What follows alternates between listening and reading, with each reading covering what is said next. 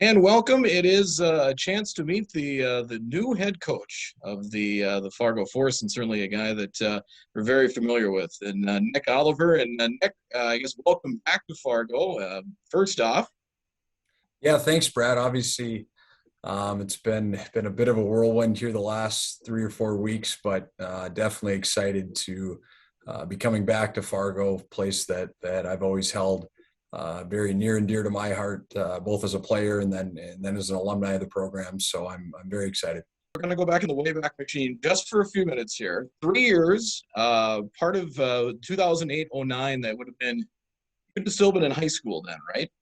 Senior year, yep, senior Senior year of year, high okay. school. So 12 games there. You overall over parts of 3 seasons, 121 games, 13 goals, 24 assists. You were part of a conference championship team, and does that seem like a long time ago? A lot of memories come back when you come back to Shields Arena. It does seem like a long time ago, and I know when I got to St. Cloud and a few of our players started looking up my career stats, they asked if I was a defenseman. And I said, no, actually, I was a forward. I just had a little bit different role than some of the other guys on the team. But no, it's been cool. Like just the people that have reached out, people that I played with in Fargo that have reached out since the announcement and since I decided to take the position. And no, it's going to be fun. And I'm excited to, as an alumni who was there from day one, just kind of continue to carry the torch forward and continue to make this organization and this program one of the best in the USHL. So it's going to be a fun challenge, and I'm excited to obviously reconnect with so many great people, past and present. Was that a goal of yours to get to be a head coach? And did you think at this point, you're just turned 31, I believe it is now. So, I mean, was that something that just the opportunity kind of fell in your lap? Were there other opportunities that maybe you thought weren't the right fit? I guess kind of take us into that process. Yeah, I think, getting out, starting off and going right from playing here at St. Cloud State, went down to Sioux Falls for 3 years as an assistant coach, and then had an opportunity to come back to St. Cloud in an assistant role as well. So doing that for 7 years, I think was great for me just to learn and grow and get to work for some tremendous people and some tremendous mentors of mine that will continue to be great resources for me. And so I think going through that, in the back of my mind, I always thought that being a head coach was something that I wanted to take on at some point, and a challenge that I wanted to go after. And for me, I would have been extremely happy at St. Cloud State and could have been here for a while, but the opportunity in Fargo, the organization, the city, the fan base, the quality of player and person that we can recruit to Fargo, made it a situation where I just knew I couldn't pass up on it, and I'm excited about it, excited to get going. And so no, it's a challenge that I'm excited about and ready for sure. Over the years, I mean, you played in the USHL, you were an assistant in the USHL. How much, or I guess in what ways, if any, has the league changed, evolved in the past 10 to 15 years?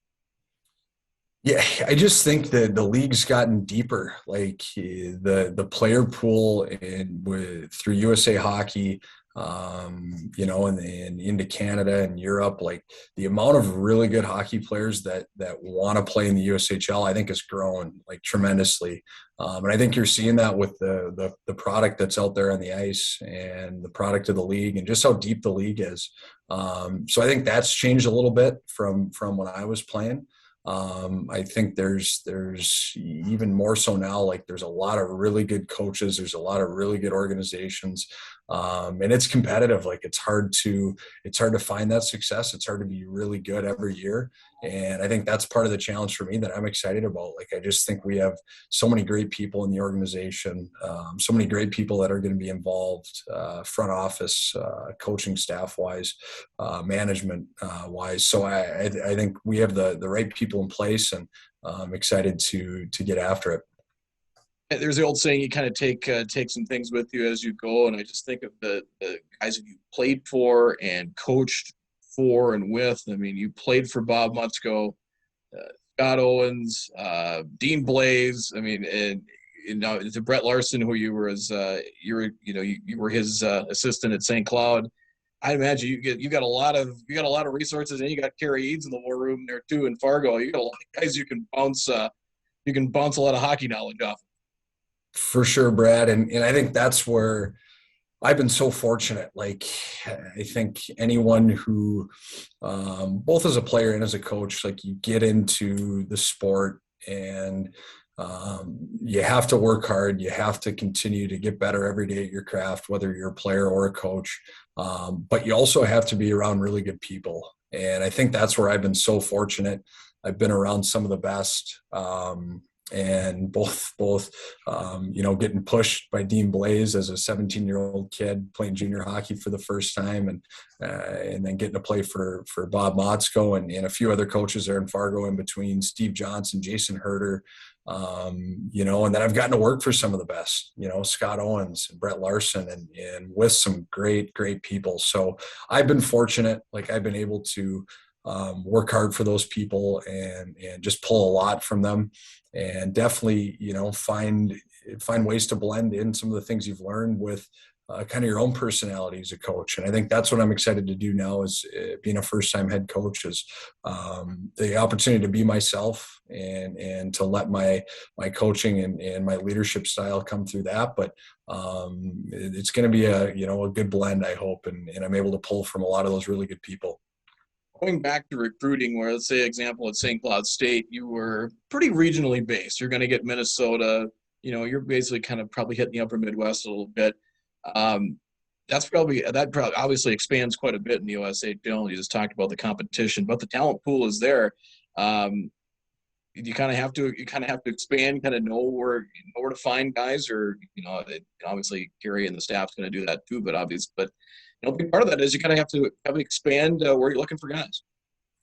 For sure. And honestly, I think that's where getting my start in Sioux Falls and being able to do a lot of the recruiting there for 3 years challenged me and pushed me, because in the USHL, you have to cover all your bases, right? You have to know, obviously, Minnesota, you have to know Chicago, Detroit, East Coast prep schools. You have to know the midget leagues out West. You have such a broad player pool to pick from.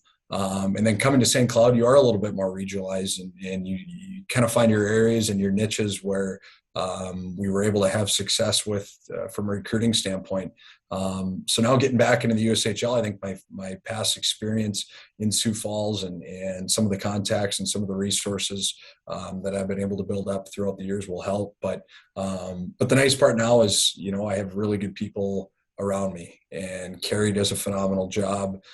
Andrew Majera, our director of scouting, does a phenomenal job. I know we have regional scouts throughout the U.S., so I'm fortunate that way. I'm coming into a spot where there's a lot of people that have already done a really good job with it, and I'll just be able to help where I can assist. You really have to give a hard sales pitch on guys coming to Fargo to play here at the junior level. I think, with the success they've had with the arena, I mean, just the entire package, I think, is going to be very attractive. Yeah, I truly think we have it all in Fargo, and I think that was, a piece of it for me going through the interview process was, you look at every place like this, or at least I do, but is it somewhere where if you do a really good job, you can have success and you can provide everything that you need to for the players. And I don't think we're missing anything in Fargo, which is exciting from a resource standpoint, from a facility standpoint, from a staffing standpoint.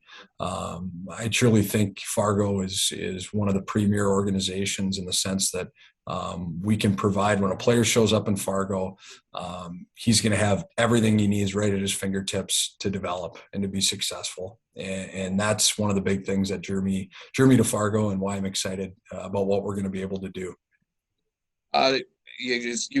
Once you got hired, you had to jump right into the draft, and then I guess next up now, tryout camps are just around the corner. Yeah, bit of a whirlwind, fun whirlwind though. That's what I say. It's been fast but fun, And, the draft, I thought, really excited how we came out of that, and some of the players that we were able to select. And now for me, tryout camp's going to be a lot of fun. Like I've talked to, I think almost all the returning players already just over the phone, and getting to know them a little bit, and really excited to meet them and get to connect with them. And obviously then it's kind of the first process of selecting the group for next year. And so for me, coming in as a first timer, like, I think it's kind of fun because a lot of these kids are going to have a pretty blank slate, and there's not a lot of preconceived notions that will go into it. So I'm excited to see the group that we're bringing in: returning players, drafted players, invited players. And I think it's going to be a good crop for hopefully some people to come out and see. And I'm excited to, like I said, start that first process of picking next year's team. Yeah, and that's it's just kind of every year is like that. You kind of have it's the blank canvas, and then you've got to put the pieces together.